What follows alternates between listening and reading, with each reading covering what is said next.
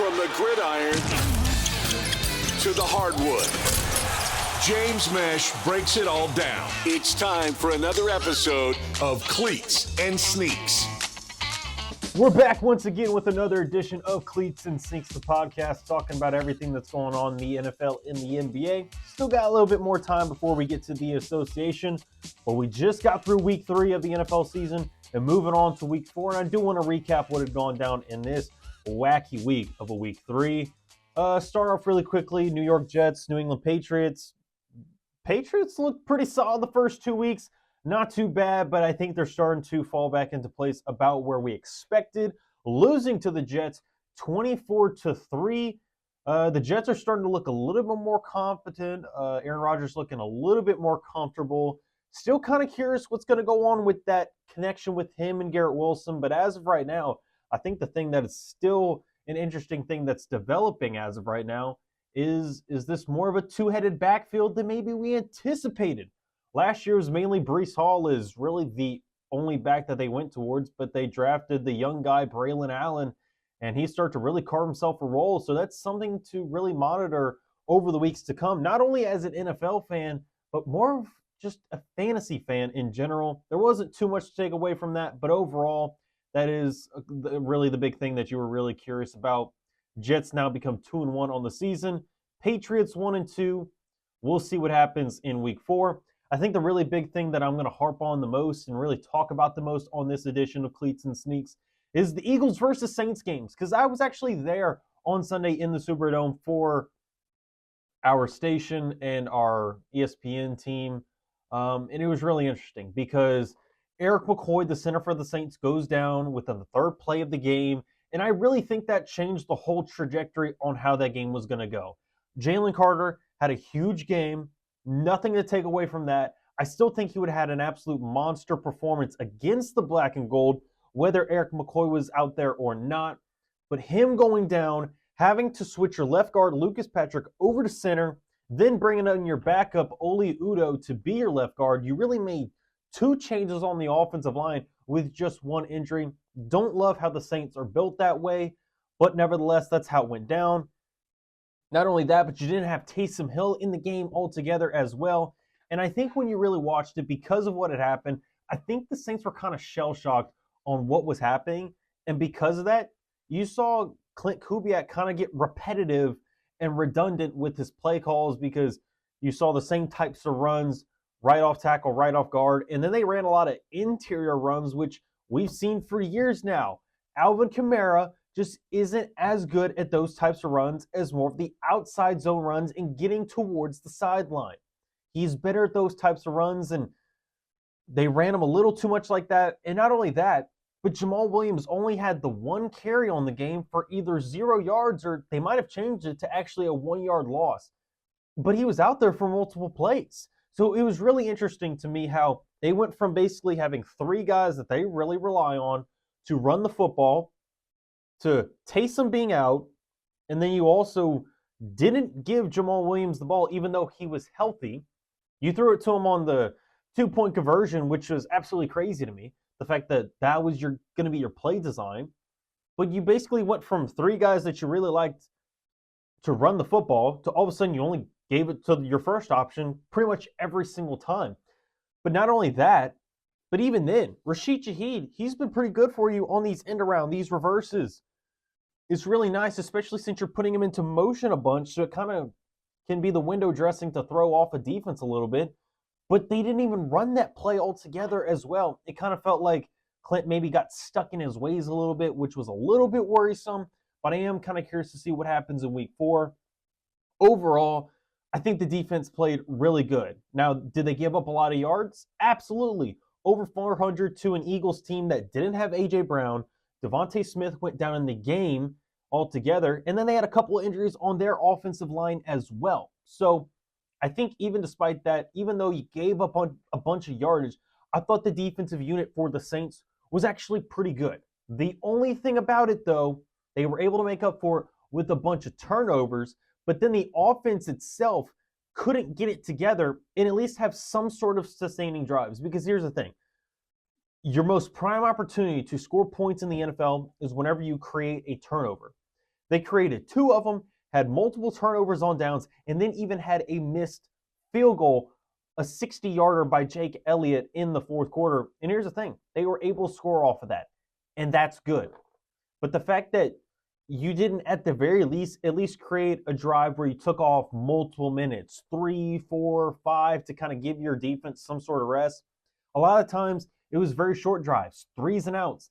And that's just about the worst thing that you could do other than turning the ball right back over to the other team for your defense, is to be like, hey guys, thanks for giving us the turnover, making sure that they didn't score on that drive. We're going to repay you by only having the ball for 3 plays, and we're going to give it to them right back.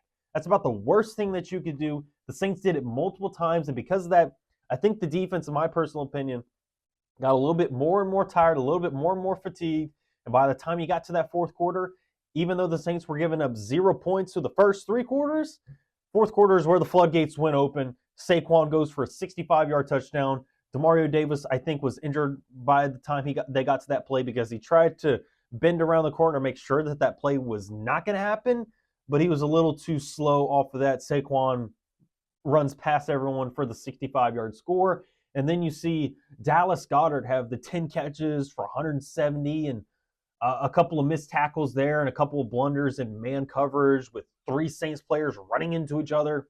That led to some huge plays for Goedert to be able to have a huge receiving day, which fantasy owners of Goedert, I'm sure, have been waiting for quite a while now, especially since the week before. He only had like 2 catches for like 15 yards.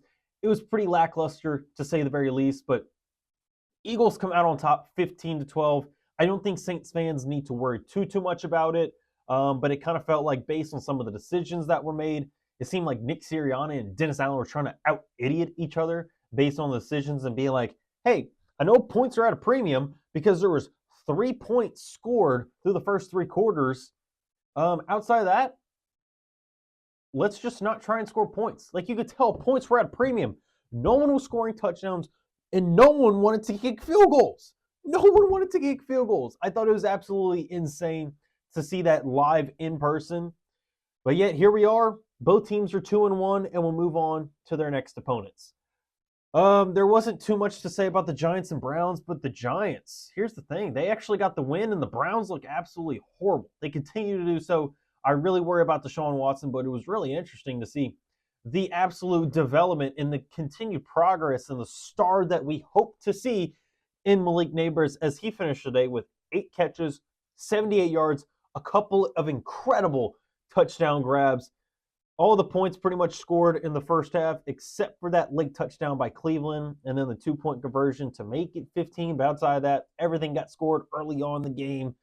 Jerome Ford looks pretty pedestrian, but I really think that front 7 of the Giants continues to actually look pretty good overall. I do worry, though, about that Browns team. I know Amari Cooper, he had a phenomenal day. Fantasy owners were pretty happy with him.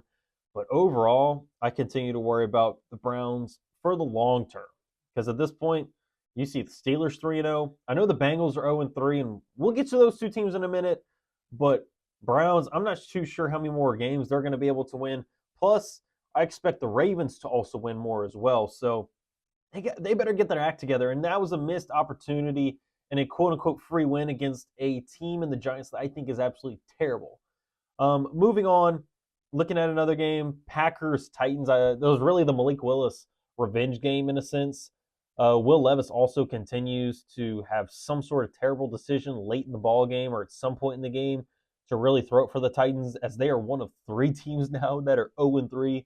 The other teams being the Bengals and then the Jags. Oh, the Jags, they're terrible. The AFC South is really bad. Speaking of AFC South, the Colts and the Bears.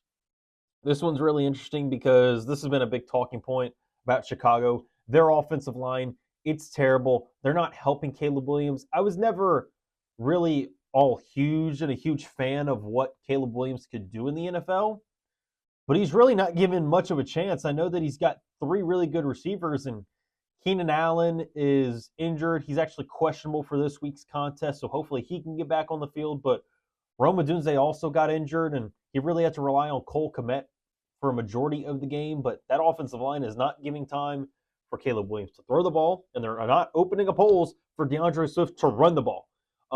So also relying on that defense consistently. I don't know how much longer you can do that and actually expect to win games. Like the fact that you even got the one win against the Titans in week 1 was an absolute miracle in the sense. But the Colts, it's so weird.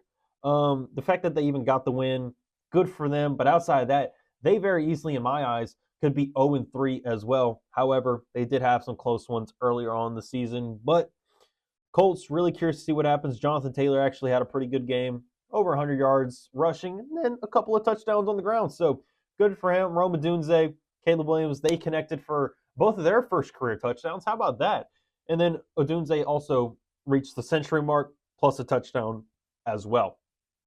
I think the big shocker of the week, though, how about Minnesota Vikings? 3-0 now. Sam Darnold, is he leading the MVP race? Your dog Tooney is. And they beat a really good Texans team and embarrassed them 34-7. I mean, this is insane. CJ Stroud looked pretty pedestrian. Stephon Diggs had a pretty solid game, but Aaron Jones, really efficient day from Sam Darnold. He had 4 touchdown passes. Justin Jefferson, he's still looking pretty good. Aaron Jones continues to not look ancient and a washed running back. So even though we totally anticipated the Vikings to be one of those top or bottom 5 teams in the NFL, here they are all of a sudden 3-0. Not sure how much longer we can expect this, but this might be. And look, here's the thing. I'm doing a little bit of comparison here, but remember a couple years ago, the Seattle Seahawks? We thought Geno Smith was dead in the water. We thought they were going to go with Drew Lock as the starter because of the trade with Russell Wilson, how everything went down there. We thought that the Seahawks were going to be terrible because they were going with a quarterback in Geno Smith who had been terrible his whole career. He revives himself. They go to the playoffs, and they play a competitive half versus the 49ers. I think we could see a similar type of situation with the Vikings. I'm not saying that they're going to utterly collapse or the Vikings are going to go undefeated or be like 15-2. But the Vikings might be one of those teams that get into the playoffs that no one anticipated. I think that's going to be a big thing right there. Speaking of another 3-0 team that maybe not a lot of people anticipated, it's ugly football, but the Steelers are still getting wins. And here's the thing. The Chargers, they're 2-1. They look pretty uninspiring, but that's just the brand of football that they're playing so far this year. J.K. Dobbins continues to look really efficient and run the ball really well. But the Steelers, Justin Fields now 3-0. He's starting to look a little bit more confident. I'm kind of curious to see what happens with them because you look at more of their schedule. They play at the Colts next. They play versus the Cowboys at home. They go on the road, opposite side of the country to go take on the Raiders, and then they host the Jets. So they got a very interesting next 4 games. And then not only that, but then you have the Giants, Commanders, and then Ravens. But, I mean, this is a really good head start for them because I don't think the Ravens will lose many more games, especially over the next couple of weeks. Plus, I think the Bengals should finally get over that hump. Is it going to be really difficult for them to be able to overcome an 0-3 start to the season? Absolutely.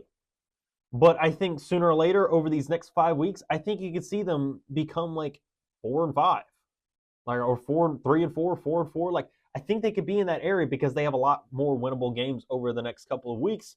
But because of the really good start that the Steelers have had so far, I'm actually really intrigued to see how this AFC North race goes because they're all pretty much good every single year. Even though we never believe in the Steelers ever since Big Ben retired, they seem to find ways to either be in the hunt or actually make the wild card round. Do they make it very far? No. But it's the fact that you even got into the dance is something to make note of. And then the Buccaneers, they looked dead in the water against a Broncos team that a lot of people at least, had kind of moved on from and were like, this team's terrible. Sean Payton, this guy sucks as a coach. Bo Nix, rookie quarterback. How do you expect this? I know that Alex Singleton tore his ACL last week, so he's going to be out for the season. And they got Quan Alexander today. But at the same time, the fact that you showed a little bit of life beating the Buccaneers 26-7, a lot of people were anticipating the Bucs to be pretty competitive, especially that 2-0 start. But do remember, they almost lost very easily to that Lions team before they were able to come back and win late and win that one. But outside of that, I'm really kind of curious to see what happens here. I don't think the Bucs are a terrible team, but I think they are a little bit more vulnerable than maybe a lot of people anticipated. Continue to love seeing the success from Chris Godwin. But Bo Nix, pretty solid day. He had that rushing touchdown early in the first quarter, and he completed quite a few passes. Were they for a lot of yards or had a lot of air yardage? No. But still, 25 for 36, 216, and you get the 19-point win. You're not going to be all mad at that. But it is interesting to see what's going to happen with Tampa Bay because a lot of people anticipated Rachaad White. He's going to be the main back. And we were kind of worried about Bucky Irving coming out of Oregon, the rookie running back. Is he even going to be able to carve out any sort of role? He's starting to carve out a little bit of a role here. I know he didn't play a high percentage of snaps, but he still ended up getting 9 carries for 70 yards. Whereas Rachaad White, he's continued to show us in his NFL career that he's not very good at running the football. Is he good at receiving the ball, catching passes? Yes. Is he good at running the ball between the tackles and actually being a part of the run game? Not so much. So that's going to be really interesting to see how that develops over the next couple of weeks. And then the Carolina Panthers. Ooh, you see them versus the Las Vegas Raiders, and the Raiders coming off that huge high, beating the Baltimore Ravens when really, I'm sure even a lot of Raiders fans had no anticipation that that was going to happen. Panthers, they bench Bryce Young. He gets consoled by a fan after he signs a football form and says, "Keep your head up, bud. You're like, don't worry about it. Don't quit just yet," even though Bryce Young feels absolutely defeated at this point, especially after what Andy Dalton did last week, going 26 for 37, over 300 yards, 3 first-half touchdowns as they destroy the Raiders 36-14. Chuba Hubbard in that Panthers offense actually looks like a competent unit. Wait, that's going to be interesting to see how that goes. I think that they'll come back down to earth over the next couple of weeks. But as of right now, we're riding with the Red Rocket. Then the Seahawks, they're able to get the 24-3 win. I mean, it was against Skylar Thompson at quarterback for the Dolphins. This is going to be really bad. I'm not putting too much stock into Seattle. I know that they're 3-0, but they beat a Dolphins team that didn't have Tua. They beat a Patriots team just barely. It was on the road across the country, but still, I still don't believe in the Patriots. I don't think that they're going to be a very good team. And then you also look at what had happened week 1 for them. Broncos, and they win by 6 when it was Bo Nix's first start. Like, I'm not too sold on the Seahawks so far. I know that they're 3-0, so it's a good head start for them, but I anticipate them to also come back down to earth over the next couple of weeks. You then look at what had happened with the Ravens, and Derrick Henry finally had a really good game, and it mainly been about Lamar Jackson to that point. Week 1, it was a lot of Justice Hill catches, but they took the huge lead. They were up by 28-6 heading into the fourth quarter. Dallas rallies to cut it to within 3 with a couple of big-time touchdowns. Jake Ferguson had a solid day. Jalen Tolbert caught a touchdown pass in the fourth quarter, but Ravens were able to get it done late. However, Dallas, are they even? I don't think, and they're starting to look like how I predicted them to be, and that is not a playoff team. They lost to the Saints.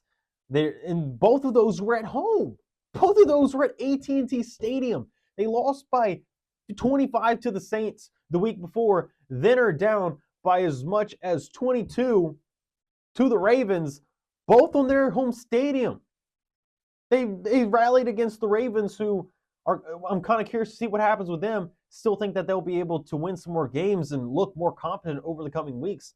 But Dallas, a lot of people anticipate them to just easily make the playoffs because this is a quote-unquote weak NFC. But really, Dallas, the Cowboys have not looked good by any stretch of the imagination. They're now 1-2, their only win being against a really bad Browns team. A really bad Browns team. That's really curious to see. But man, you also look later into the afternoon, Rams 49ers. The fact that the Rams scored 13 points over the last 6.5 minutes to be able to rally and win 27-24, especially since they were 0-2 at this point in the season. If they go down 0-3, The 49ers improved to 2-1, plus the Seahawks being 3-0, and then the Cardinals also showing life. I think you could almost put the Rams pretty much dead in the water like a lot of people are doing with the Bengals. But the fact that you got that gutty win without Puka Nacua, without Cooper Kupp, I think that was huge. I'm still kind of curious to see what they're able to do next week. But as of right now, the Rams keeping themselves alive in that one, that was absolutely huge. And the Lions, they got the pretty solid 20-13 win over the Cardinals, which Lions, because of what had happened last week against the Bucks, it was a good thing that they were able to get it done. Chiefs, Falcons, I know that the Falcons had a couple of opportunities late in the fourth quarter, and that was the thing where hopefully they were actually going to be able to beat the Chiefs. Now, if you're a Saints fan, you always hope the Falcons lose, but Chiefs now moving to 3-0 with the ugly 22-17 win. Carson Steele, the rookie fullback for the Chiefs, because Isaiah Pacheco goes down. He's getting 17 carries. He ends up with 72 yards, so it wasn't too bad. But Rashee Rice, he continues to really be the spotlight at this point, especially since Isaiah Pacheco's he's on IR right now, and then Travis Kelce, I don't know where he's at. I really don't know. Like, is it time to say that he's washed? I don't want to say it just yet, but we're starting to get there because he kind of had a slow start last year as well, if you remember. He didn't look too good. They get into the playoffs, and all of a sudden he kind of revives himself and looks like the Travis Kelce of old. But I want to see what happens over these next couple of weeks before I can come to any sort of conclusion. But as of right now, Rashee Rice has become the beneficiary of those lost targets and those lost touches for the Chiefs offense. Then you look to the Monday night doubleheader, and this was the Jags. They suck, but also the Bills just surprisingly look really good. DeMar Hamlin gets his first career interception. I would just say that the Bills, they're actually pretty much a surprise. I don't know if they're necessarily as good as we maybe anticipate because they beat up on the Dolphins. Tua goes down in that one, and then the Jags really just suck. But I am kind of curious because they got some really nice tests over these next 3 weeks. And here's the thing, they're all on the road. You play the Ravens, you play the Texans, and then you play the Jets. I don't want to say that they're going to go 3-3 over these next 3 weeks, but I am kind of curious. Depending on how they look and depending on how many they win, I think this is going to be much more of a realistic test and more of a way for us to be able to deduce what the Buffalo Bills are actually going to look like this 2024 season. Because as of right now, they look great. They look phenomenal. They're 3-0 to start, and I don't think really many people anticipated that. A lot of people just assumed and had on their playoff bracket that the Bills were not going to be in it. But as of right now, they are not anywhere in the sense of where we anticipated them to be. So, you know what? Good for them. Then you look at Commanders Bengals, the battle of LSU Heisman Trophy winning quarterbacks. Jaden Daniels gets it done. He had an absolute phenomenal performance. 91% completion percentage on the day for him. He throws a couple of nice bomb dimes to Terry McLaurin, including the game winner or the game decider in a sense. Joe Burrow still looked pretty solid. He had over 320 yards passing and 3 touchdown passes. Jamar Chase, he finally steps up. He has over 110 yards on the day, and he has 2 touchdown catches as well. But the Bengals do end up falling to 0-3 because of the 38-33 loss. I thought this was a great back and forth game. But despite a lot of people saying that the Bengals are done, and I totally get it because there has not been many teams in NFL history that have gone down 0-3 in the season and been able to come back and make it into the playoffs. But here's the thing. I look at the rest of the schedule, or at least I look at the next few weeks for the Bengals, and I think there's a chance that they can pull themselves out of that hole and get back into this race. Panthers show some life, and it's going to be at Carolina. But because of how close that the Bengals have been the last couple of weeks, I think that Joe Burrow can get it done. Then you're at home against the Ravens. And here's the thing. I think the Ravens are good, but Joe Burrow always does really good against them. He kind of has their number, just like how the Browns have Joe Burrow's number. So I think those are 2 wins right there, or at least 2 very good chances of wins. Plus, the Giants, they've looked really good. They've actually looked kind of better. Daniel Jones doesn't look like the absolute worst quarterback of all time. But even though that is going to be in New Jersey, I think there's a really good chance that they should be able to win that one as well. So if that's the case, you all of a sudden look at the Bengals going from 0-3 to 3-3. Now there's a solid chance you lose to the Browns despite how bad they are. So probably chalk that up as an L. But then you come back against a Eagles team that could be good, could be not. Jury's still out on them. And then you have the Raiders, and then you have the Ravens again. Like, you look at these next few games until you get to the middle part of November when you have to go to the Chargers. Outside of that, 2 games against the Ravens, which Joe Burrow always has good matchups against them. You play the Giants, you play the Panthers, and you play the Raiders. You're telling me those aren't very winnable games? Plus, you have another game against the Eagles where you host them, so you'll have that home field advantage. I think there's a very good chance we could all of a sudden, over the next month or two, be like, oh, the Bengals are right back in the playoff race. We thought they were dead in the water. And you'll hear it here first on Cleats and Sinks. Do want to quickly get to this week's slate of games because I bring up the records and you can kind of figure it out so far, but it's really too early to look at how the bracket's going to go down. I don't want to go too far into that, but I do want to quickly look at what's it looking like for this week's slate of games. Tonight, you will have Cowboys-Giants. I think the Cowboys will be able to bounce back from that. Saints-Falcons, that one's pretty pivotal for both teams in the NFC South race. 49ers should be able to beat the Patriots. Rams, I know they're taking on a tough Bears defense, and they still don't have their top 2 receivers, but if anyone's going to get it done, I think it's Matthew Stafford and the Rams. Really interesting to see what happens with Packers-Vikings because maybe Jordan Love is actually going to be able to play this week, but they have to play a really on-fire Vikings team. All of a sudden, Sam Darnold, he might be the MVP. At least he's leading the race right now. There's going to be a really ugly one. I have really no interest in watching Steelers-Colts all that much. Broncos-Jets, that one's interesting, especially with what had happened beforehand with everything with Sean Payton and such. Eagles-Bucks, that's another interesting matchup. Brought up Bengals-Panthers. I think the Cincinnati Bengals should be able to win that one. Texans, they should be able to steamroll the Jaguars. The Jags, they're so bad. They've lost 9 in a row now, going back to the last 6 games of last season after they started the season 8-3. 8-3. They started this season last year 8-3, lose the last 6, miss out on the playoffs, and so far they're 0-3 this season. It's awful. I want to see the continued development with Jaden Daniels as they take on the Cardinals. 2 running quarterbacks. That's going to be interesting. Take the under on the passing yards more likely than not in that game. Raiders, Browns, that one's going to be ugly. Chiefs, Chargers. That one's interesting because of the AFC West implications.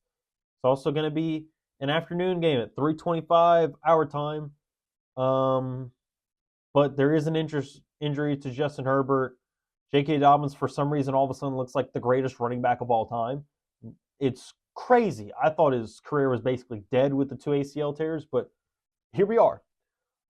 Bills Ravens, that one's a really interesting one. I'm really glad that one is going to be on Sunday Night Football.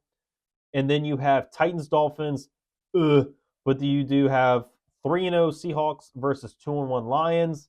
Like I said, not sure I believe in the Seahawks right now. Not sold on them being 3-0. I'm going to take the Lions on this one.